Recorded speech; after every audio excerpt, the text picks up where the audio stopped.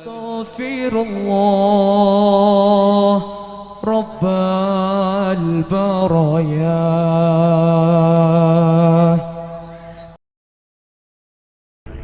بسم الله الرحمن الرحيم. الحمد لله رب العالمين والعاقبة للمتقين ولا عدوان إلا على الظالمين.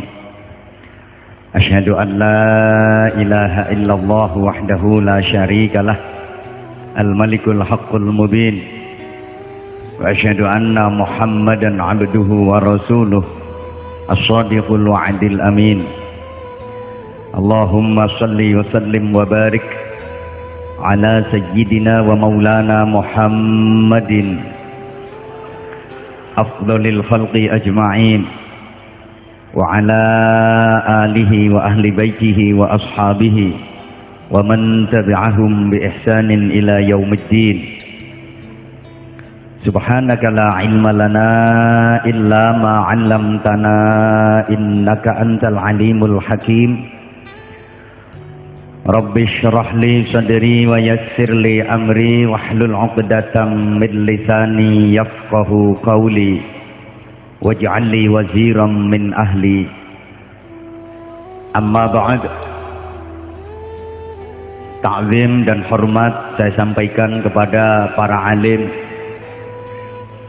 para kiai ajengan, para guru, para asatid dan para sesepuh, Ketua DKM beserta seluruh anggota yang saya hormati, para pejabat pemerintah dalam semua tingkatannya yang saya hormati, Bapak Camat beserta seluruh forum pimpinan kecamatan, Bapak Kapolsek dan anggota yang hadir, Bapak Dan Ramil dan anggota yang hadir, Kepala Kelurahan beserta seluruh staf dan tokoh-tokoh masyarakat yang saya hormati, rekan-rekan panitia, rekan-rekan remaja yang saya cintai, saya banggakan, hadirin hadirat, bapak-bapak, ibu-ibu, saudara-saudara sekalian yang saya cintai, saya hormati rahimakumullah. Sungguh hidup di dunia ini tidak ada yang kebetulan, semuanya biiznillah, semuanya atas izin Allah, semuanya biqudratillah, semuanya atas takdir Allah, termasuk kemiskinan saya akan waktu itu pun atas izin Allah, atas takdir Allah.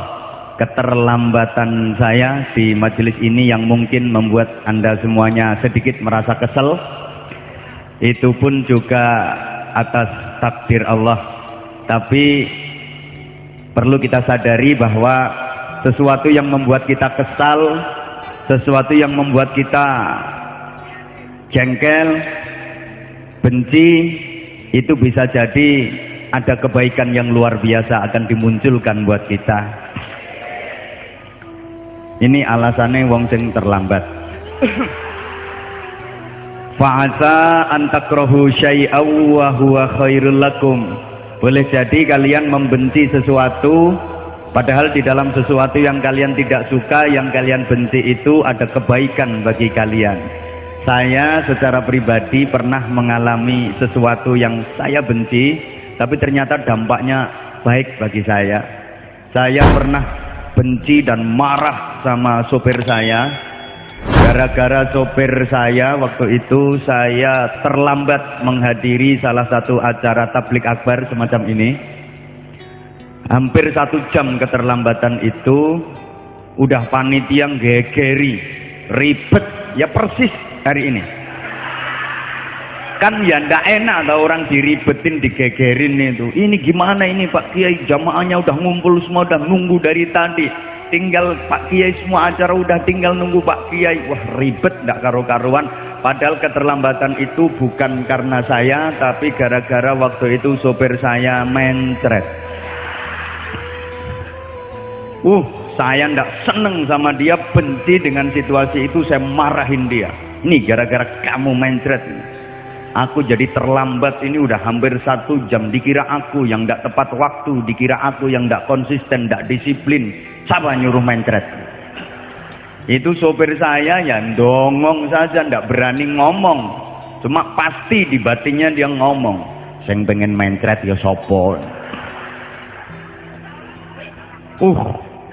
Saya marah, makanya makan sambelnya cok sembarangan, tak marahin terus. Begitu selesai dari mencretnya, cabut naik mobil itu kecepatan tinggi, guys. Itu aja saya udah masih nggak terima. Dalam perjalanan tak omelin terus, mangkane mangan sambel ini rong cowek ngono lho mesti sana ngene iki. Tak marahin terus, saya tuh nggak sempat mikir resiko, karena kan ya nggak enak digegeri sama panitia. Ternyata subhanallah begitu sampai di lokasi acara takbir akbar itu waktunya diundur kurang lebih 1 jam. Persis keterlambatan saya. Kenapa? Ternyata di jalan raya dekat lokasi tablik akbar itu ada kecelakaan beruntun. 5 mobil brus, gepeng semua. Dan kejadian itu katanya 1 jam yang lalu kurang lebih. Andaikan saya nggak terlambat 1 jam, mungkin mobil saya termasuk salah satu dari 5 mobil yang gepeng tadi. Begitu tahu peristiwa itu, sopir langsung tak omongi, "Untung kamu mencret. Andaikan kamu ndak mencret, mungkin mobil kita termasuk salah satu dari 5 yang gepeng tadi." Dulu saya benci, tadinya saya marahi, saya benci. Begitu ada peristiwa itu, saya rangkul dia, terus saya omongi, "Besok-besok mencret lagi ya." Ternyata mencret pun bisa menjadikan kebaikan. Terlambat pun ada hikmahnya, ada kebaikannya. Maka mas, bapak kadang satu ketika benci setengah mati sama istri. Pasti perasaan itu kadang-kadang ada. Saya sendiri kadang-kadang juga sempat kayak gitu. Nggak benci gimana, orang habis tablik akbar dari luar, lihat ibu-ibu yang padang-padang bentar-bentar mencorong-mencorong sampai di rumah istri pakai daster. Wis kudu jongkrokno ae. Kadang ketika membenci sesuatu itu ada kebaikan yang sangat banyak akan dimunculkan. Sebaliknya, sesuatu yang kita suka, yang kita cintai, itu kadang-kadang dampaknya jelek bagi kita. Masa anda tuhibbu syai'an wa huwa syarrul lakum. Boleh jadi kalian mencintai sesuatu, padahal sesuatu yang kalian cintai itu dampaknya jelek bagi kalian. Yang namanya orang laki itu maunya kan pengen punya istri yang cantik, ayu, keboy, semlohai, aduhai, imut, yahud, bahenol, menomenol, semok, embelenok, kemontok, kementek, kementek, molek, kinyis, kinyis, mingis, mingis, mentong, mentong, moblong, moblong, monyor, monyor. Maunya seperti itu. Udah cantik, setia, sabar, nerima apa adanya, terus awet muda, nggak bisa tua, baunya wangi, terus nawarin terus. Maunya sih seperti itu, tapi bapak emas kalau kepingin cari istri yang komplit seperti itu di dunia ini nggak mungkin ada. Namanya wanita itu nggak lepas dari plus minusnya. Ada sisi positifnya, ada sisi negatifnya. Kadang dapat di satu sisi, nggak dapat di sisi yang lain. Ada yang dapat cantiknya tapi nggak dapat sehatnya. Rupanya wayu tapi loro-loron. Nyontek no terus, seminggu suntik 2 kali sampai melakukannya seyek. Ono sing rupane nggak ayu, wajahnya biasa-biasa aja tapi sop wehat. Apa-apa digotongi kabeh sampai perabot rumah itu bersih. Ya kayak gitu, nggak ada yang komplit. Demikian pula ibu maunya sih punya suami yang ganteng, gagah, keren, trendy, banyak duit, kuat, ya toh, sampai gak iso mandek, kuat, sabar. Tapi kalau nyari yang komplit ya ndak ada. Laki itu kadang dapat ininya, nggak dapat itunya, dapat itunya, nggak dapat ininya. Kadang ganteng tapi gak gablek duit. Gitu, ada yang kaya duit banyak cuma kelire lorek-lorek.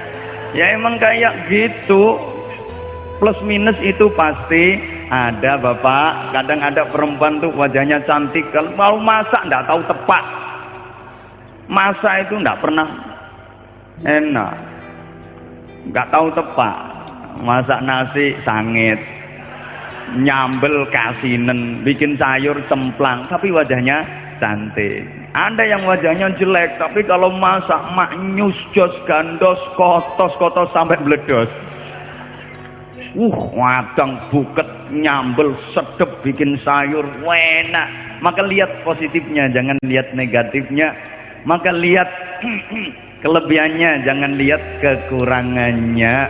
Punya istri wajahnya cantik, tapi kalau nyambel nggak enak, jangan lihat sambelnya, lihatlah wajahnya. Gitu. Punya istri wajahnya jelek, tapi kalau nyambel top, maka jangan lihat wajahnya, lihatlah sambelnya. Maka nanti bapak akan mengatakan, oh sayang, ternyata sambelmu lebih cantik daripada wajahmu. Kata si istri, emang raiku cowek. Bapak Ibu, yang jelas kita syukuri bahwa pertemuan pagi setengah siang hari ini bisa terlaksana. Alhamdulillah, mari kita syukuri dengan syukur yang dalam, dengan syukur yang sungguh-sungguh, sehingga pasti Allah akan menambah kepada kita dengan kenikmatan yang lebih baik, kenikmatan yang lebih banyak. Terlebih kita saat ini berada di penghujung tahun, berada di akhir bulan Dzulhijjah, bulan yang punya nilai sakral dalam Islam, punya nilai historis yang sangat tinggi, bulan yang di dalamnya terdapat hari raya. Dan sebentar lagi kita akan memasuki tahun baru Islam 1436 Hijriah. Ini kita berada di penghujung bulan Dzulhijjah yang di dalamnya ada hari raya Idul Adha. Dalam Islam cuman ada 2 hari raya yang disyariatkan, yaitu Idul Fitri dan Idul Adha. Jadi cuma 2 hari raya itu saja yang disyariatkan dalam Islam. Idul Fitri itu disebut hari raya kecil, riyoyo cilik, jare wong Jawa Tengah bodo cilik. Kalau Idul Adha itu hari raya besar, riyoyo gede. Maka bulan yang di dalamnya ada Idul Adha oleh orang Jawa disebut sasi besar. Memang Idul Adha lebih besar daripada Idul Fitri. Pertimbangannya, jemaah sekalian rahimakumullah, yang pertama ditinjau dari sisi waktu. Idul Fitri itu waktunya cuma 1 hari, cuma tanggal 1 Syawal tok til. Kok dikasih til? Emang itu pasangannya, diganti yang lain ya ndak pantas. Tok tol ndak pantas, tok tul ndak pantas, tok til ke wedok-wedokan. Emang kan dalam ungkapan itu banyak yang perempuan yang dipakai, sering saya sampaikan juga. Tanah air Indonesia disebut Ibu Pertiwi, bukan Bapak Pertiwi kan. Ini jari 5 yang paling top, ini namanya Ibu Jari, Bapak jarinya ndak ada. Pusat pemerintahan juga ibu kota, nggak ada bapak kotanya. Di kita ada hari ibu, hari bapak ndak payu. Al-Quran itu intinya dalam suratul Fatihah disebut Ummul Quran, ibunya Quran, bapaknya ndak ada. Bahkan ada satu surat namanya An-Nisa, surat wanita perempuan, surat Ar-Rijal ndak ono. Ya seperti itu memang. Ada peringatan hari Kartini tapi nggak ada peringatan hari Kartono. Yang kita injak tiap hari namanya bumi, pakminya mana? Bahkan Jepang itu bikin alat motor yang penting sekali kecil namanya busi, cuma ndak ada paksinya. Jadi Idul Fitri itu waktunya cuma 1 hari, 1 Syawal tok. Iya, til. Kalau Idul Adha itu waktunya 4 hari. Mulai tanggal 10 Dzulhijjah ditambah 3 hari Ayyamut Tasyrik tanggal 11, 12 dan 13 Zulhijjah. Waktunya lebih panjang, lebih banyak, maka Idul Adha lebih besar, lebih agung daripada Idul Fitri. Yang kedua, dari segi biaya, dana, anggaran dan pengorbanan yang dikeluarkan, Idul Adha juga lebih besar daripada Idul Fitri. Kalau Idul Fitri itu cuma disyariatkan mengeluarkan biaya untuk zakat fitrah tok. Iya, til wis kadung ndak apa-apa. Cuman itu hanya satu sok 4 mud min qutil balad. Kalau di kita ya beras kurang lebih 2 kilo 8 on. Kalau dinominalkan, kalau diuangkan ya kira-kira 25.000 rupiah tok. Iya. Cuman itu untuk Idul Fitri. Tapi Idul Adha, biaya, dana, anggaran dan pengorbanan yang dikeluarkan jauh lebih besar. Bagi yang kaya disuruh melaksanakan ibadah haji dan umrah. Mulai dari 40 juta yang reguler sampai yang plus khusus kurang lebih 130 juta. Bagi yang tidak kaya diperintah kurban. Kalau mampu unta, nilainya antara 25 sampai 35 jutaan. Unta tidak mampu, sapi, nilai harganya antara 15 sampai 20 juta. Sapi tidak mampu, kambing antara 2 sampai 3 juta. Kambing tidak mampu, siapa bilang tokek tadi? Kok korban tekek? Ya ndak, itu batas minimal itu kambing. Jadi nilai pengorbanannya, biaya, dana dan anggarannya lebih besar daripada Idul Fitri. Maka Idul Adha lebih besar daripada Idul Fitri. Jemaah sekalian, karena Idul Adha itu lebih agung, lebih besar daripada Idul Fitri, maka seharusnya sikap yang benar seorang muslim itu, yang kecil ya dianggap kecil, yang besar ya harus dianggap besar. Halo? Jangan yang kecil digede-gedein, yang gede dikecil-kecilin. Yang kecil dibesar-besarkan, yang besar dikecil-kecilkan. Emang kita selama ini kan seperti itu. Yang jelek dibaik-baikkan, yang baik dijelek-jelekkan. Kita kan suka kayak gitu. Sing welek diapik-apik, sing apik dielek-elek. Yang tidak penting dipenting-pentingkan, yang penting dianggap tidak penting. Halo? Coba. Kita selama ini kan kayak gitu. Sholat subuh itu hukumnya sunnah apa wajib? Sholat id hukumnya wajib apa sunnah? Sunnah sama wajib penting yang mana? Kalau di sini jamaahnya sholat subuh sama jamaahnya sholat id lebih banyak yang mana? Katanya penting subuh, katanya penting yang wajib. Kita emang kayak gitu. Tolong baca Quran sama nonton TV penting mana? Baca Quran. Di sini kalau habis Isya, banyakan mana ibu-ibu yang baca Quran sama yang nonton Mahabharata?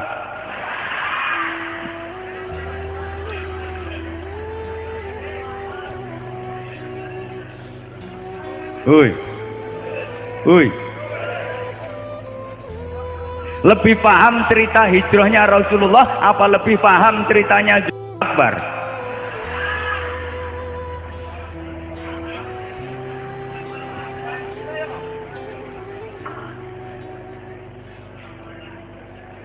Kita emang selama ini kayak gitu. Kadang ibu-ibu itu ada yang nggak penting dipenting-pentingin, yang penting dianggap gak penting.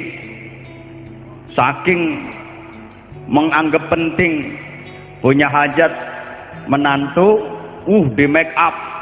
Bukan hanya mantennya, bukan hanya mempelainya, anak perempuannya aja yang di make up sak gerangannya sisan. Mulai pagi jam 6 sampai jam 5 sore make up. Ndak dilepas, ndak dibusek, akhirnya ninggal. Penting mana toh? Penting make up. sholat udah tiap hari. Kalau make up kayak gitu kan seumur-umur sekali. Kita emang kayak gitu kok. Subhanallah. Sampai tadi malam saya sampaikan, yang surga dianggap tidak penting, maka banyak orang yang ketika diajak masuk surga merasa dipaksa, sementara ketika diajak masuk neraka ikhlas. Bapak Ibu pilih mana? Dipaksa masuk surga sama ikhlas masuk neraka?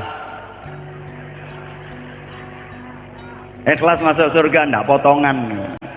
Memang kita kalau diajak ke surga tuh merasa dipaksa, sementara kalau diajak ke neraka ikhlas gitu.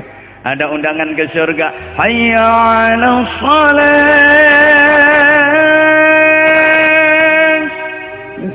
Malah mancal kemul, ono sing nutup noleh kelon. Jadi penting kelone karo jamaah subuhnya. Itu ajakan ke surga, tapi kita merasa dipaksa. Sementara kalau ajakan ke neraka jan ikhlas banget. Ya Allah. Nah, kembali ke masalah bahwa sikap yang benar harusnya yang kecil ya dianggap kecil, yang besar dianggap. Idul Fitri itu hari raya kecil, ya perlakukan sebagaimana kecil. Anggap itu sebagai kecil, sederhana saja, ndak usah mewah-mewah, ndak usah neko-neko, ndak usah menggaya. Sementara Idul Adha harus digede-gedekin, digedekin sampean, digedek-gedeke. Nah kita selama ini, halo, ibu-ibu, anggaran yang dikeluarin untuk Idul Adha sama Idul Fitri lebih banyak mana? Bapak-bapak, Idul Adha sama Idul Fitri anggarannya banyak mana? Idul Fitri entek-entekan bapak-bapak itu. Entek-entekan. Banyak dana jual kambing untuk beli petasan. Kandelan latar. Begitu Idul Adha ndak bisa beli kambing untuk korban. Ya toh? Ibu-ibu juga kayak gitu kalau lagi Idul Fitri, beli kursi baru, karpet baru, baju baru, kerudung baru, jilbab baru, BH. Semuanya serba baru. Emang perempuan kalau lagi lebaran baju barunya aja ndak cukup 7, 9 potong. Jadi sehari kan ganti 3 kali. Itu perempuan, tapi kalau bapak-bapak enggak, wis panggah pancet. 7 kali lebaran ya batik kuning itu aja oleh dum-dum gone Golkar kok, pancet sampai geger. Oh ibu, jilbab itu ndak cukup 20 itu. Kalau bapak kopiah ya kayak ngono iku, pote ndak pote, coklat ndak coklat, ireng ndak ireng, kayak ulune garangan abang beranang. Peci hitam itu mestinya kan ujungnya depan belakang, itu udah nggak ada ujungnya itu. Bunder pateng peletot, dipakai dilihat dari kejauhan jan koyok nyunggi teletonge sapi. Makanya kalau lagi jalan bareng kontras banget, mama lemu papa kuru, biasanya kayak gitu. Mama modis papanya jemburis. Mama keren papa ndak kopen. Iya, emang mama sih mulus kayak neon, papanya jebrak kayak mercon. Seperti itu. Harusnya Idul Fitri yang hari raya kecil itu ya dikecil-kecilkan, sederhana saja, biar ada anggaran untuk Idul Adha. Kita kan enggak, Idul Fitri digede-gedein sehingga Idul Adha kehabisan dana, ndak bisa korban. Apalagi masyarakat kita, Dzulhijjah itu dianggap bulan yang baik untuk punya hajat. Mantu sasi besar, kayak mantu njaluk sumbangan tanggane. Saking banyaknya yang punya hajat bulan Dzulhijjah, banyak orang yang alasan, ndak korban mas, korban apa? Entek gawe buwuh. Kehabisan untuk nyumbang tetangga yang punya hajat, ini dosa, nyaingi hajate Allah. Ini bulan Dzulhijjah Allah punya hajat besar. Yang kaya diundang ke Mekah Madinah untuk melaksanakan ibadah haji umrah dan berziarah ke Rasulullah. Yang tidak kaya undangannya cukup di tanah airnya, di tempatnya sendiri-sendiri untuk korban. Allah punya hajat, kita harus keluarin dana untuk Allah. Lo kok disaingi punya hajat sendiri? Makanya kalau punya hajat itu jangan dibarengin nama hajatnya Allah, ditunda sebentar setelah Dzulhijjah. Yang paling bagus itu bulan Muharram. Iya, lek wong Jawa ngarani sasi suro. Itu paling bener. Yang korban wis rampung, udah selesai, yang haji udah dateng, ndak nyaingi hajatnya Allah. Insya Allah rame. Bati untung besar, untung gede kalau mau punya hajat bulan Muharram, karena nggak ada saingannya. Loh iya, Muharram itu bahasa Jawanya suro. Suro itu artinya berani, wani. Berani memasuki tahun baru, berani menempuh hidup baru, memulai hidup baru, semangat baru, berani berhijrah. Nah wong Jawa sing ngarani suro artine wani, tapi duwe gawe no sasi suro kok gak wani. Nek manak ya nekat. Oh gak diempet dulu. Nunggu selesainya Muharram. Ngelahirke ya panggah procot-procot ae kok.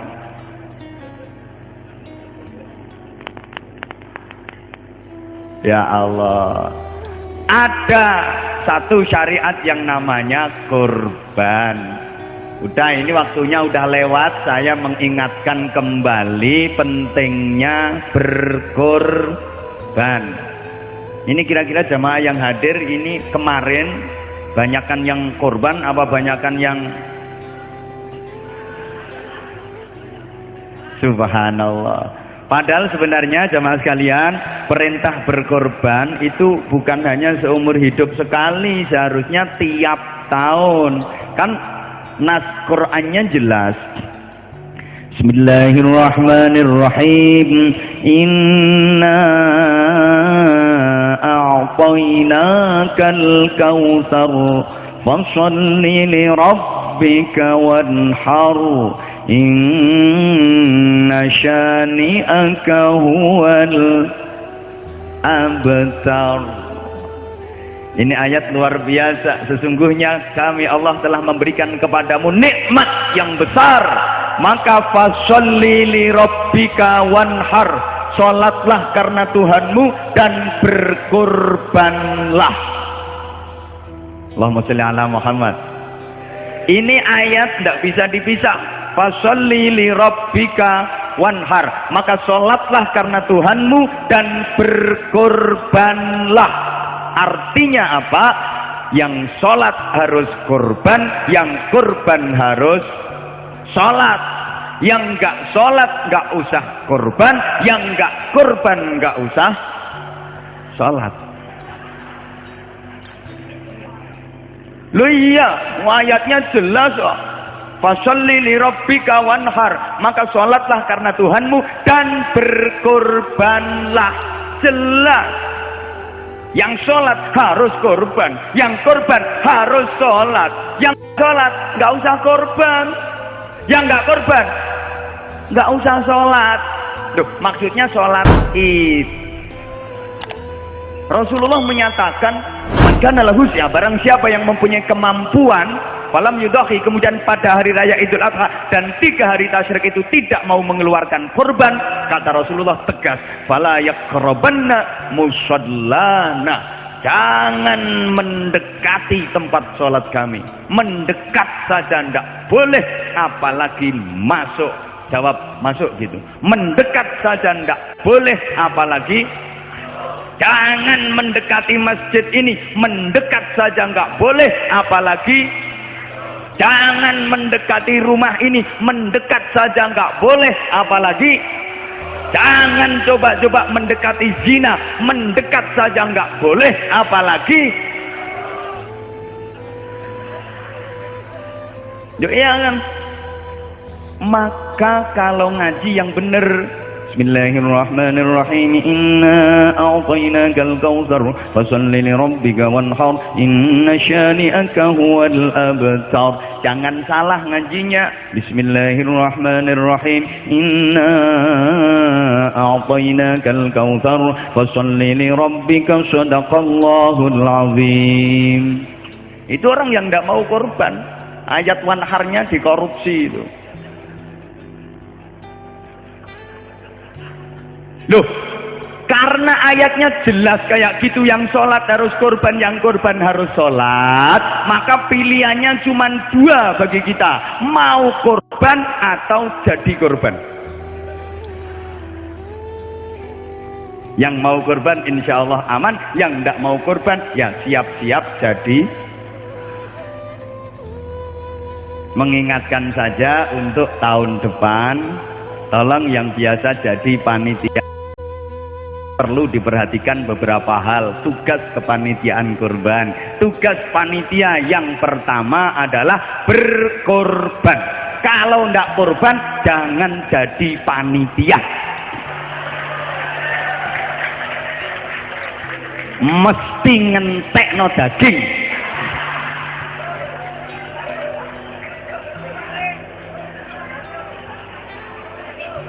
Loh, ayat itu umum kok, lima taqulu nama la taf'alun. Kenapa engkau mengatakan sesuatu yang engkau sendiri tidak mengerjakannya? Termasuk jadi ustadz yang biasa gembor-gembor, mari kita sholat berjamaah, dia sendiri gak pernah sholat jamaah. Mari kita yang baik sama tetangga, dia sendiri sama tetangganya gak mau rukun. Mari kita infak jariah, gini, masjid ini perlu gini, dia cuma modal abab. Tukang ketok palu, ini satu orang diminta sumbangan 250.000, dia modal palu tok gitu. Maka saya sampaikan sekali lagi, yang jadi panitia harus korban. Kalau ndak korban jangan jadi panitia. Kenapa kok Nabi Muhammad sama Nabi Ibrahim? Karena itu merupakan uswatun hasanah yang mampu membentuk kepribadian yang mulia, akhlakul karimah untuk diri pribadi, keluarga, masyarakat, yang fid dunya hasanah wa fil akhirati hasanah. Kalau secara eksplisit ngerti Torah dia jangan. Wis ngene ae. Sorry. Lebih cetoke ngene. Luweh gampangnya ae. Nabi Muhammad dan Nabi Ibrahim itu yang mampu membentuk keluarga yang harmonis, yang samaraba, sakinah, mawaddah, rahmah dan barokah, bahagia dunia sampai ke surga. Kalau dalam ayat Al-Qur'annya, Rabbana hablana min azwajina wa dzurriyyatina qurrata a'yun waj'alna lil muttaqina imama. Sebagai muttaqina imama, pemimpinnya orang-orang yang bertakwa, didukung penuh oleh istri dan putra-putranya. Sehebat-hebat tokoh kalau nggak dapat dukungan penuh dari istri dan anak, nyenyek. Loh iya, saya bisa ceramah kemana-mana itu ya karena dukungan istri saya. Tanpa dukungan istri saya nggak bisa seperti ini. Loh iya, wah, aku itu pernah celatu sama bojo ceramah korat karet toh. Mau bilang innal hamdalillah iso keliru innalillahi wa inna ilaihi rajiun. Eling mari dicelatu seperti tadi. Sering kan saya sampaikan, wah ustadz itu ceramahnya bagus, jebret kalau lagi di luar. Di depan istrinya ya goblok dadak. Bener itu. Bener. Polisi gagah itu kalau lagi tugas ngomah sentak bojone yang merotoli brengos. Ada temen itu sarjana luar negeri, titelnya MA, di rumah digetak bojone mudun dadi MI. Emang iya kok. Wis wong wedok mbok mengandung apa? Dan luar biasa, di balik kelemahannya tersimpan kekuatan yang maha dahsyat. Kan hanya wanita yang mampu menghidupkan barang yang mati dan mematikan barang yang hidup. Ya maksudnya kompor itu. Lo bener lo ini. Maka Nabi Ibrahim solih, istri solihah, keturunannya solihin, solihat, baik-baik semua, sama-sama bahagia di dunia, sama-sama surga besok di akhirat. Kan ada pula keluarga yang digambarkan dalam Al-Quran seperti keluarganya Nabi Nuh, Nabi Lut. Daraballahu mathalan lilladzina kafaru imra'ata Nuhin wa imra'ata Lut. Itu keluarganya Nabi loh itu, yang suami solih tapi istrinya ndak solihah. Nabi Nuh solih, Nabi Rasul, manusia pilihan Allah, bahkan termasuk ulul azmi, tapi istrinya ndak solihah. Istrinya Nabi Nuh yang namanya siapa? Bunuh. Lah ndak tahu namanya aku, yuk gampang bunuh ngono ae. Emang di Quran nggak disebutin, di kitab-kitab juga nggak disebut toh. Yo mek wamro'atan Nuh, istrinya Nabi Nuh, nggak ada namanya. Yo biar gampang dipahami, yo bunuh ngono. Kalau istrinya Nabi Lut, yo bulut.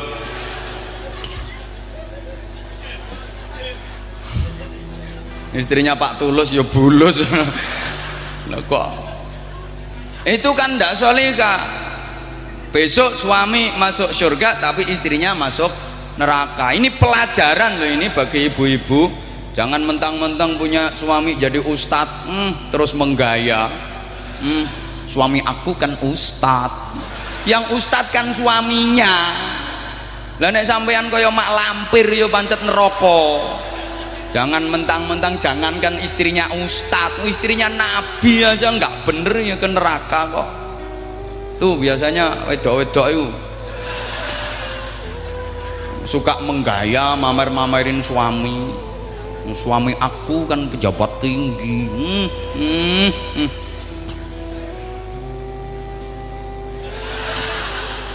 Gitu. Wedok sembuh. Oke. Kemudian gara-garanya yang ndak nurut sama suami tadi, kata-kata kakean ngomong. Memang lambe-lambe yang pakai kerudung seperti itu. Kalau lambe pakai kopiah ndak begitu seberapa. Lo emang saya sering sampaikan bibitnya beda. Kalau yang pakai peci itu kan dari Nabi Adam. Itu kalau dibaca mingkem Adam. Gitu. Tapi yang pakai kerudung kan Hawa, mengo. Kan Hawa. Banyak omong. Itu kalau yang pakai peci Adam, itu mingkem. Sak merongos-merongose wong muni Adam tetep mingkem Adam. Adem-adem bawa helm, adem-adem bawa helm. Makan film tetep mingkem.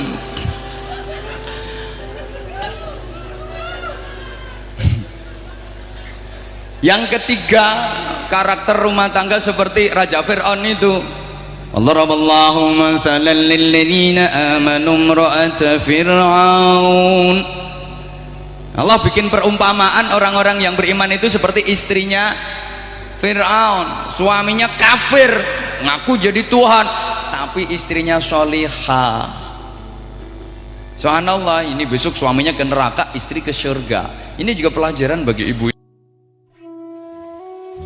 Betapa istrinya Raja Fir'aun yang namanya Asiyah binti Muzakhim, ini aku tahu namanya karena disebutin di kitab-kitab. Ojo mbok ambil, mbok panggil buun, buper ndak. Asiyah binti Muzakhim bersuamikan yang kafir, ngaku jadi Tuhan, tapi mampu mempertahankan akidah keimanan, masuk surga, derajatnya tertinggi, disediakan villa di surga oleh Allah Subhanahu wa taala. Maka kalau punya suami nakal, ibu, sukanya togelan, sukanya kelayapan, bukem, gaji 2 juta dikasih ibu cuma 200.000, santai aja kali. Pikir nakal mana suami ibu sama Fir'aun, nggak level. Nakal-nakalnya bojomu nggak level dibanding Fir'aun, nyantai. Wah, kalau punya suami nakal, masih nakal Raja Fir'aun. Wes enak gitu. Ada yang paling parah itu kan udah masuk waktu sholat zuhur. Yang lebih parah itu kayak rumah tangganya Abu Lahab. Subhanallah. Tabbat yada abi lahabi wa tab. Bacanya loh satu-satunya dalam Al-Quran wa tab. Itu kan saking gregetnya tab. Itu misuh gitu. Cuma ya ndak pantes ditirokke. Mosok kiai kongkon misuh. Suami kafir, istri setel, sama-sama ke neraka. Tentu kita kan kepingin meneladani Nabiullah Ibrahim alaihis salam. Bagaimana di antara keteladanan beliau? Apa hebatnya Nabi Ibrahim dibanding yang lain? Nabi Ibrahim itu keluarganya bagus, istrinya bagus, putra-putranya bagus, keturunannya bagus semua. Sampai Rasulullah Muhammad sallallahu alaihi wasallam, Sayyidul Anbiya, Sayyidul Azkiya, Sayyidul Asfiya, itu keturunan dari Nabiullah Ibrahim alaihi salam. Beda dengan nabi yang lain. Contoh kayak Nabi Nuh, Nabi Lot, itu juga nabi rasul, manusia pilihan Allah, tapi keturunannya kan nggak baik. Halo, Nabi Nuh itu punya anak yang nakalnya luar biasa, namanya Kanaan. Itu cara sekarang kan ya putranya Kiai Gus, mencatat sejarah hitam. Bakal ndak karuan. Tapi Nabi Ibrahim punya anak yang istimewa, namanya Ismail alaihi salam, mengukir tinta emas dalam sejarah peradaban manusia. Hebat, sampai tiap tahun dijadikan bahan pembahasan di setiap masjid di seluruh dunia. Tiap tahun menceritakan Nabi Ismail alaihi salam, saking hebatnya. Bagaimana tidak, masih kecil, masih kanak-kanak itu. Halo, aku ki dirungokno apa ora to iki? Pokoknya kapan diajak ngaji serius mesti ndongong.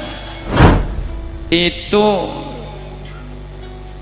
Nabi Ibrahim berkata kepada Ismail kecil, ya bunayya inni ara fil man.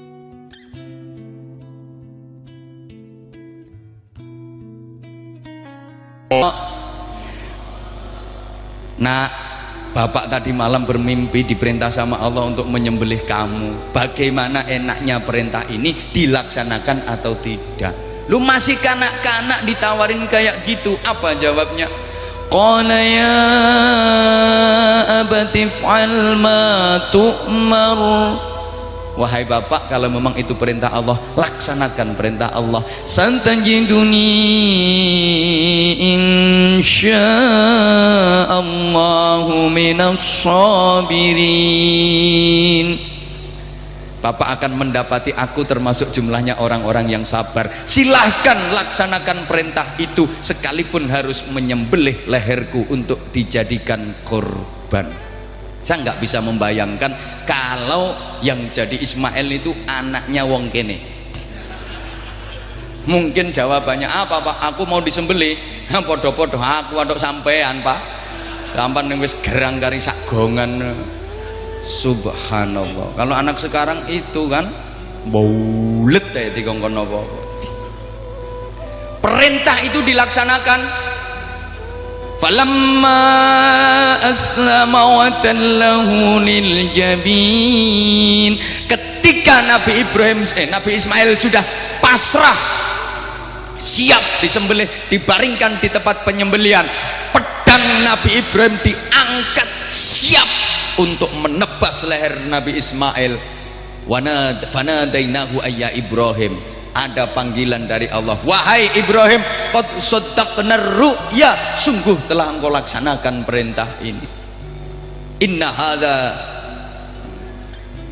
lahuwal bala'ul mubin, sungguh ini merupakan ujian yang sangat berat, engkau laksanakan juga, maka ndak usah engkau sembelih anakmu. Wa fadainahu bidzibhin 'azim, diganti oleh Allah, ditebus oleh Allah dengan seekor domba yang sangat besar dari surga. Ini artinya jamaah sekalian, setiap yang kita korbankan di jalan Allah pasti akan diganti dengan yang lebih agung, yang lebih besar dari Allah Subhanahu wa taala, dengan catatan ikhlas. Ya ikhlas itu diantara cirinya ya kalau ngamal ndak kepingin dilihat orang, ndak kepingin diketahui orang, ndak kepingin didengar orang. Kalau ada orang lihat ya sak lihat-lihatnya sendiri, ada yang ngerti ya sak ngerti-ngertine dhewe, ada yang tahu setahu-tahunya sendiri. Kita kan nggak kasih pengumuman, malah berusaha disimpan, malah berusaha dirahasiin. Ini namanya ikhlas. Nggak kok terus malah bikin pengumuman, nyumbang semen 1 sak minta kwitansi, kayak minta diumumkan kalau mau sholat Jumat sumbangannya cuma semen 1 sak. Ada yang kayak gitu, orangnya juga dateng kok ini. Bukan aku tahu orangnya duduk pakai peci, ikut ketawa juga kok dia. Ini sumbangannya semen sak-sak ya lo kwitansi. Maka ayo kita belajar yang nah, ndak usah kepingin diketahui orang, ndak usah kepingin dilihat orang, toh orang juga lihat sendiri kok. Betul? Woi, orang itu kalau suka menonjol-nonjolkan diri itu malah lucu. Kayak masjid ini bangunannya bisa kuat kokoh berdiri kan karena ada besinya, betul? Tapi besi kan nggak mau menonjolkan diri. Orang juga udah ngerti kalau itu ada besinya, itu jasanya besi. Orang ikhlas itu kayak gitu. Coba kalau besi menonjol malah elek, pateng serongat. Saya ini ada jantungnya, ada paru-parunya. Kalau saya nggak ada jantungnya, nggak ada paru-parunya, udah lama gitu. Jantung saya jasanya besar untuk tubuh saya, kerjanya keras, berjasa banget untuk tubuh saya, tapi jantung nggak pernah menonjolkan diri, nggak pernah banyak bicara, emang nggak bisa ngomong. Toh semua orang juga tahu itu pasti ada jantungnya, itu hasilnya jantung, karyanya jantung besar. Kayak gitu Bapak, itu namanya ikhlas. Sama Bapak belajar dari filosofinya, mohon maaf, alat vital penjenengan itu, alat vitalmu, kentesmu itu loh, pentunganmu itu kan jasanya besar itu. Ini yang datang sekian banyak hasil karyanya dia semua, tapi dia nggak pernah mau memperlihatkan diri, sembunyi terus, jangan sampai kelihatan orang. Itu orang ikhlas dalam beramal. Ya kayak ketika Bapak Ibu mohon maaf lagi masuk ke WC, ke toilet, kan mampu merahasiakan amal yang satu itu. Nggak ada kan orang lagi beol terus bikin pengumuman nanti jam 3:30 sore aku mau beol, nggak ada. Begitu masuk pintu tutup rapet, jebret, jangan sampai ada lubang sekecil apapun yang bisa diinceng dari njaba. Keran dibuka biar air suaranya kenceng, grojok grojok grojok grojok, tidak terdengar bunyi pret perkotok kotok pret perkotok kotok. Itu suara rahasia, itu jangan sampai didengar orang. Meskipun keluarnya sulit, habis mangan jabu batok, mari mangan jabu klothok, entek sak pirang-pirang yo gak adek bengok-bengok. Waduh, metune alot. Ya apa iki ngeden balak-balik gak metu-metu yo ndak. Ditahan, itu rahasia ya. Suasana ndak nyaman, bau, kita juga mampu menahan diri, nggak pernah ono wah bau toiletnya pesing, ndak. Malah sama mas-mas yang doyan rokok itu dinikmati sambil medongkrong, rokok aroma uyuh gitu. Nikmat banget. Habis bersih keluar, kita pun tetap merahasiakan amal itu dan tidak diceritakan kepada orang lain. Ono wong mari ngising di kandakne wong, waduh bro aku mau metu rolas bro, sing 8 dawa-dawa, sing 4 endek-endek, merengkel-merengkel, ndak ada. Itu orang yang nah coba embo kenapa Nabi Ibrahim keturunannya bagus-bagus sementara Nabi Nuh, Nabi Lut punya anak kok nakal? Kanan itu Masya Allah ndak nurut sampai waktu banjir besar. Halo, dirungokno apa ora to iki?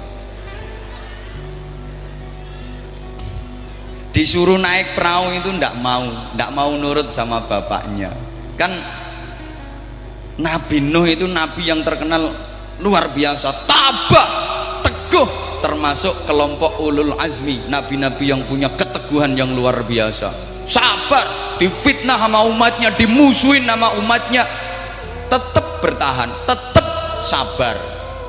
Gak sabar gimana? Orang dakwah 800 tahun cuma dapat pengikut 80 orang. 80 tahun, 800 tahun meleh wong 80. Makanya yang jadi ustadz di TPQ, di madrasah diniyah, di pesantren, kalau cuma dakwah baru ngajar baru 5 tahun dapat santri 5 itu udah banyak itu. Nabi Nuh 800 tahun cuma dapat 80 orang.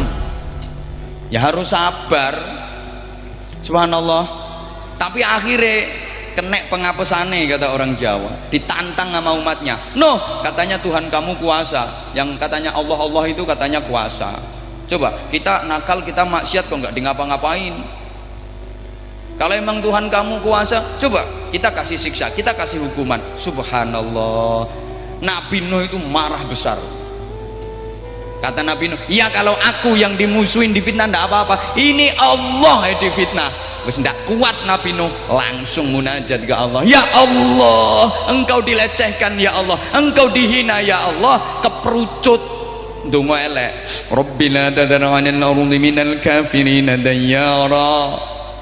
Ya Allah, jangan engkau sisakan di muka bumi ini seorang pun yang menentangmu, yang mengingkarimu. Habiskan mereka ya Allah, hancur luluhkan mereka ya Allah. Karena kalau mereka masih ditinggal satu saja, akan punya anak, punya keturunan, keturunannya pasti nanti juga akan mengingkarimu, menentangmu, melawanmu. Doa Nabi Nuh diijabah sama Allah. Banjir besar, donyo kelem. Banjir Jakarta tuh kecil. Iki sak donyo banjir, makhluk semua mati, yang selamat tinggal yang naik perahunya Nabi Nuh. Jadi kita semua ini turunan dari orang-orang yang naik perahunya Nabi Nuh, keturunan orang baik semua, keturunan orang baik semua. Yang jelek-jelek udah mati semua, makhluk kan mati, binatang mati, uget-uget yo mati, tumbuh-tumbuhan mati, cipluan ini lo mati, orang-orang jelek mati semua. Jadi dulu itu sudah pernah ada pemutihan, semua elek-elek dibabat habis, tinggal yang baik-baik. Alhamdulillah pemutihan itu tidak diulang oleh Allah. Andaikan sekarang diulang, mungkin ngene-ngene iki begejil-begejil nih wis habis dari dulu ya. Subhanallah, subhanallah. Bapak Ibu jamaah sekalian, ndak nyandak ini nanti waktunya, belum tahun barunya. Ini ndak apa-apa ya ditambah waktunya. Oke. Tapi nanti udah masuk waktu sholat duhur, niat mengerjakan sholat duhur, jangan sampai keluar lewat dari waktunya. Ya wes, karo mlaku ndak apa-apa infake. Salahe mesti dikaiti kok. Tadi tak komando dulu oleh akeh. Tapi kalau ndak ngisi banyak ya kebajot. Allahumma sholli ala Muhammad. Gara-gara Nabi Nuh itu mangkel, punya jengkel, punya rasa jengkel sama orang nakal, dapat ujian yang luar biasa dari Allah. Anaknya nakal karena pernah sempat benci sama orang nakal, itu diuji sama Allah. Anaknya nakal, ketika banjir suruh naik perahu ndak mau. Nah ini banjir besar nak, naik perahu nak, nggak mau. Banjir biarin banjir, aku naik ke atap rumah.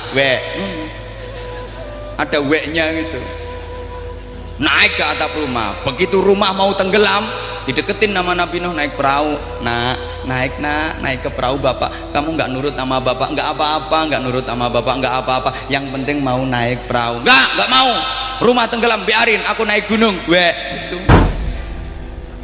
Itu naik gunung mau tenggelam, dideketin sama Nabi Nuh. Nah ini gunung juga mau tenggelam, ini dunia mau tenggelam, ikut naik perahu bapak. Nah nggak nurut sama bapak, nggak apa-apa, yang penting ikut naik perahu. Ini tujuan Nabi Nuh, kalau udah naik nanti dinasihatin kan gitu. Tetep nggak mau, biarin gunung tenggelam nggak apa-apa, aku naik pohon yang paling tinggi. Naik pohon paling tinggi, mau tenggelam juga, dideketin nama Nabi Nuh. Nah ini pohon juga akan tenggelam, dunia akan tenggelam. Nah ikut naik perahu. Nah nggak mau, tenggelam, biarin mati, biarin giles sama air, mati. Jadi Nabi Nuh itu tahu proses nazaknya Kan'an. Subhanallah, bayangkan Bapak Ibu, orang tua tahu anak mati keadaan kayak gitu, betapa susah, betapa sedih. Mulai saat itu Nabi Nuh susah, nangis, merunduk, nggak pernah dangak ya bahasa Indonesia, mendangak, angel bahasa Indonesia. Jadi wajahnya itu tidak pernah menghadap ke atas, tidak pernah. Dingkluk, malu sama Allah, melakukan kesalahan sekali aja malu sama Allah. Kita sehari salahnya nggak ketulungan, nggak terhitung, itu aja biasa. Bahkan banyak orang yang melakukan dosa malah bangga.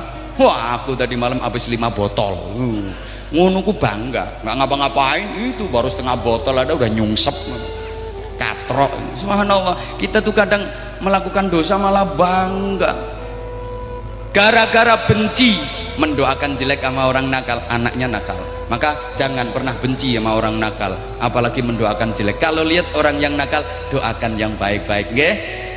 Halo, misalnya sampean habis beli motor mahal baru dinaikin sehari, dicuri sama orang, itu yang nyuri didoain mudah-mudahan dapat hidayah Allah, toh muga-muga kualat. Ya makanya anakmu ndablek-ndablek, siap-siap kesel nuturi anak. Kalau Nabi Ibrahim nggak gitu, coba dakwah dimusuhi sama umatnya, difitnah ndak karu-karuan, tetap bertahan, bahkan dibakar hidup-hidup. Ada Nabi dibakar hidup-hidup sama umatnya, Nabi Ibrahim tetap bertahan, nggak marah, nggak benci, tetap mendoakan baik. Ini uniknya Nabi Ibrahim. Subhanallah, ketika dibakar kayak gitu, didatengin, disamperin sama malaikat Jibril, kan CS, kawan dekat. Halo bro, corok ini gitu. Waalaikumsalam. Apa mas? Mas Bril. Yuk gampang no pemahaman aja, gampang no pemahaman. Ada apa? Permisi, saya mau nolong sampean. Sebentar, kok mau nolong saya? Ini utusan Allah apa mau sampean sendiri? Ya mau saya sendiri. Sorry mas, sorry. Nggak, kalau memang sampean diperintah Allah nggak apa-apa, aku ditolong nggak apa-apa. Tapi kalau iki karepe sampean dewe, sorry mas, tak garape dewe, kecil masalah ini, enteng masalah.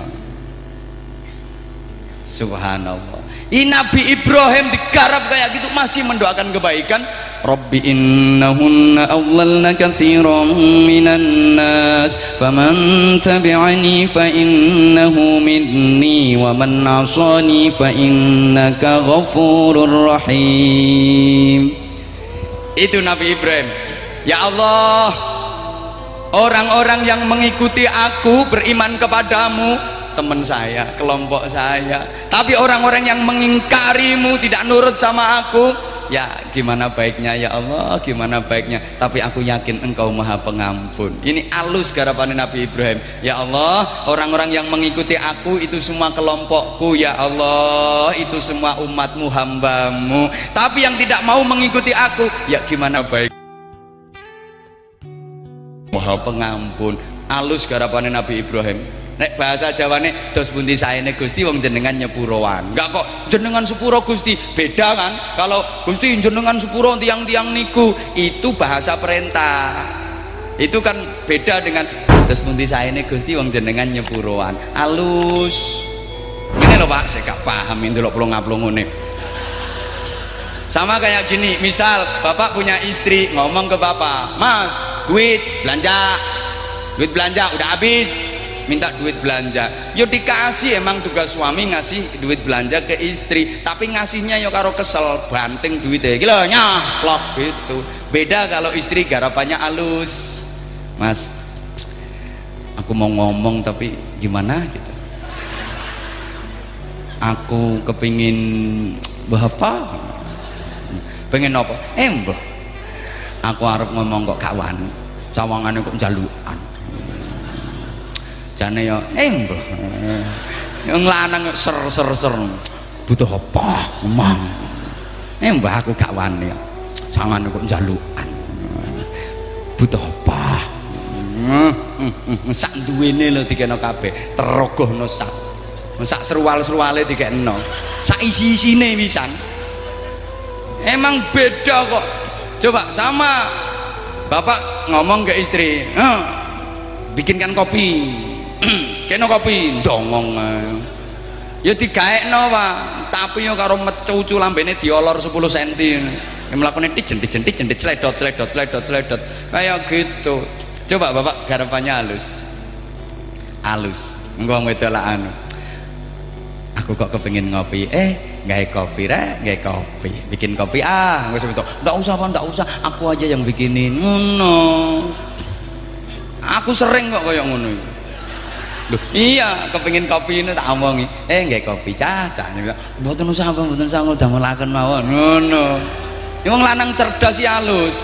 Baju kotor kayak gitu, pura-pura dipegangin. Nyuci baju aku istri, ndak usah Mas, aku aja yang nyuciin. Ngono. Ini kalau istrinya pengertian. Kalau istrinya ndak pengertian ya, ada suami pegang baju kotor, cuci baju jare sing itu, yang ngono sadar.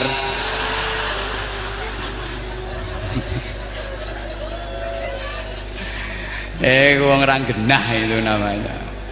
Subhanallah, panitia ngeyel lah. Karepku bayi lirir bah olor-olor. Entar di malam lirir sudah kok diulang lagi di sini. Haji kok bulan baleni. Nanti diajak sholawat badar di akhir aja. Wis keliling tuh ini kardusnya tadi. Hah? Belum. Aku mau kok ketoki berarti makhluk halus itu tadi yang jalan. Ayo selawatan dulu. Woi, panitiane yo enggak ono. Mohon panitia untuk membantu mengelilingkan kotaknya. Ya, karena ini ustadznya mau ngemis. Ya.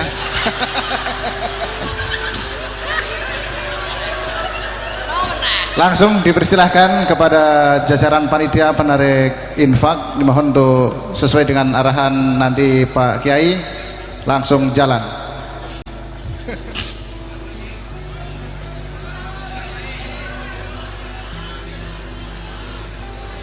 Allahumma sholli ala Muhammad. Salatullah salamullah kepada jajaran panitia ala infaknya Rasulillah bagiannya masing-masing. Salatullah salamullah ala yasin habibillah. Sama salatullah salamullah ala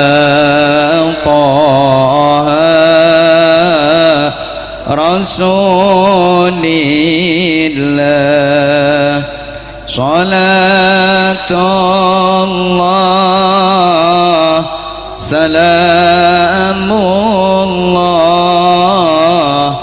ala yasin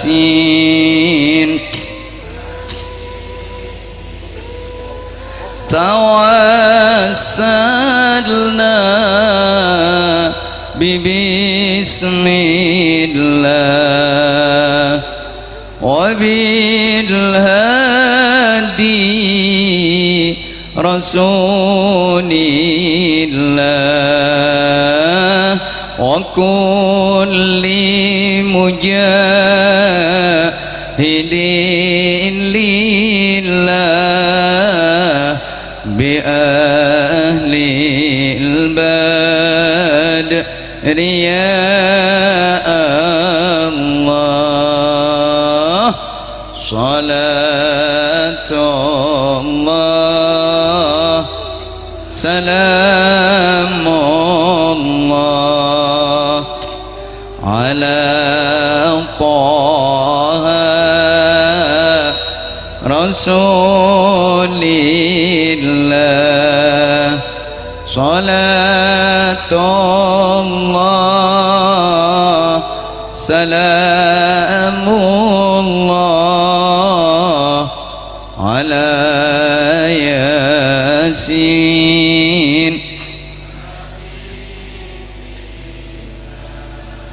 ilahi sallimil ummah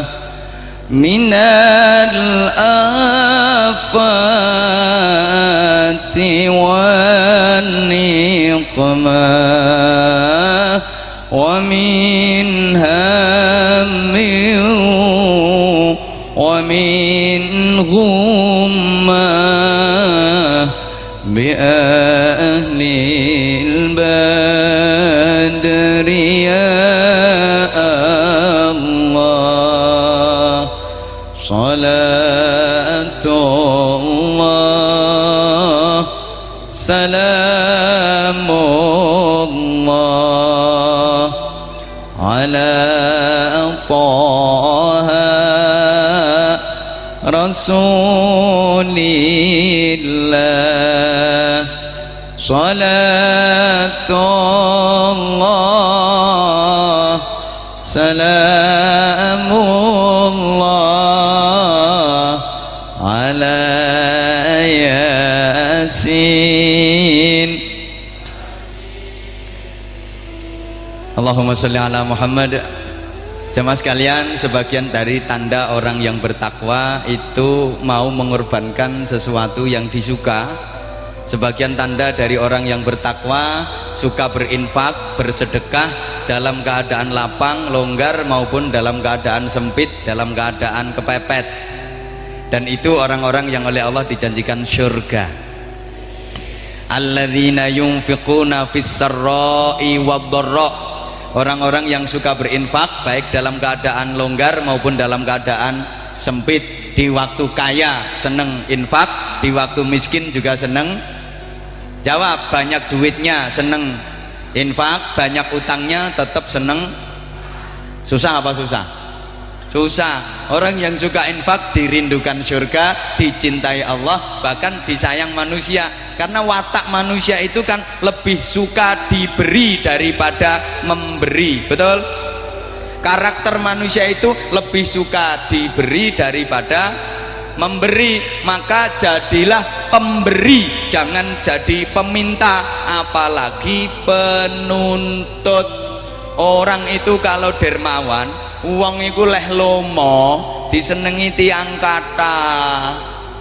Ten pundi-pundi kathah dulure, anak kecil aja bisa bedain kok. Coba ada anak kecil punya kakek dua, satu kakeknya di Tangerang, satunya kakeknya di Bojonegoro. Nah, sing ning Bojonegoro loman, sing ning Tangerang mau wedit. Umpamane kalau lagi main ke Bojonegoro, dikasih uang sakunya 500.000. 500.000 duitnya anyar-anyar gris, leh ngijolke teko bank. Tepat dolen ndek nggone Mbah Tangerang iku leh nyangoni 10.000 duitnya lungset sisan. Kira-kira anak kecil itu lebih semangat diajak main ke Tangerang apa ke Bojonegoro? Sampean punya tetangga nyalon jadi anggota dewan. Sing siji loman, sing siji medit. Podo-podo tonggo, sing siji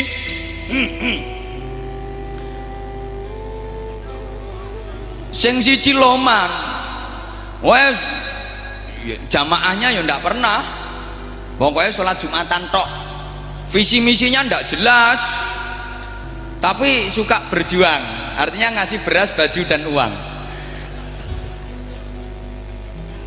Yang satu, wah sholatnya khusyuk, rajin jamaah, tata keramanya juga bagus, tapi medit.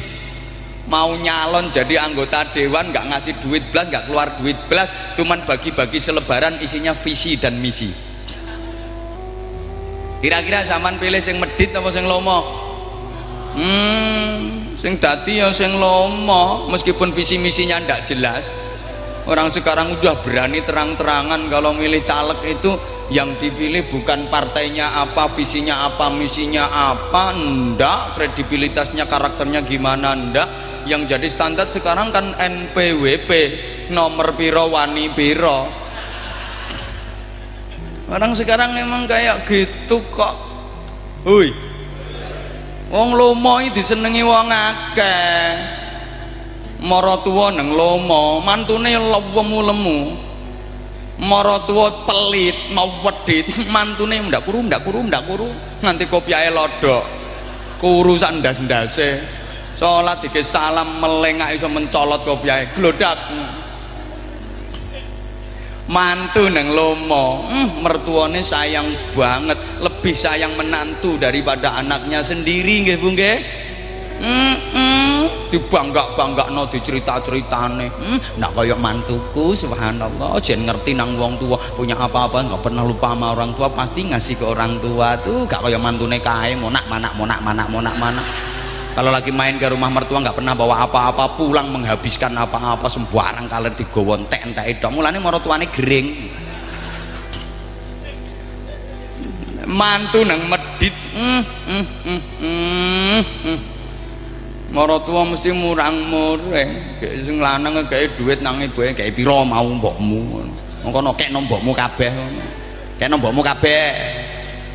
Bok terus. Iki kono sisan. Bantalmu gawa mrono. Tak selip.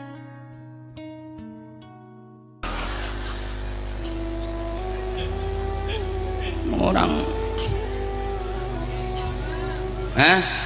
wis jam 12 ya nanti malam disambung lagi. Ngajine kan bersambung. Ini tadi pelajaran betapa Nabi Ibrahim meskipun diperlakukan jelek, dielek-elek karo wong, tetap membalas dengan kebaikan, mendoakan dengan kebaikan. Seperti uyah, garam itu loh. Lapose wong-wong kok ngarani uyah iku asin. Garam itu kok asin. Kenapa setiap orang sepakat setuju kalau garam itu asin? Karena garam itu memang asin. Diasini ya asin, meskipun nggak diasini dia tetap asin. Garam nggak pernah berpikir nggak ono garam aku kalau diasinin mau asin, tapi kalau nggak mau diasinin aku nggak mau asin. Ndak. Karena aku yang aslinya apian, kapan diapii, kapan wong gak gelem api, aku yang mau kon api lah kok nyimut. Iku asli dudu wong api, cuma wis pinter omong ngono ae.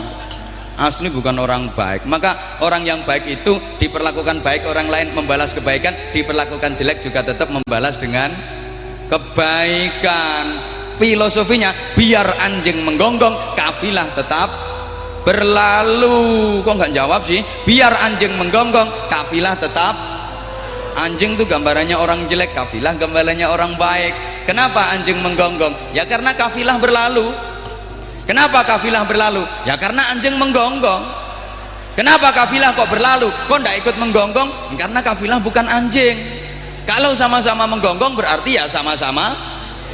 Kalau ngomong anjing jangan sampai lihat aku, gak enak. Makanya orang kalau dijelekin orang membalas kejelekan itu sama-sama anjingnya, podo kiri aslinya. Kalau orang baik nggak kayak gitu. Emang kita itu manusia, dudu ulo, nek ulo ditindi nyokot, ulo kayak ibu-ibu tindi cewal-cewal nyokot aja.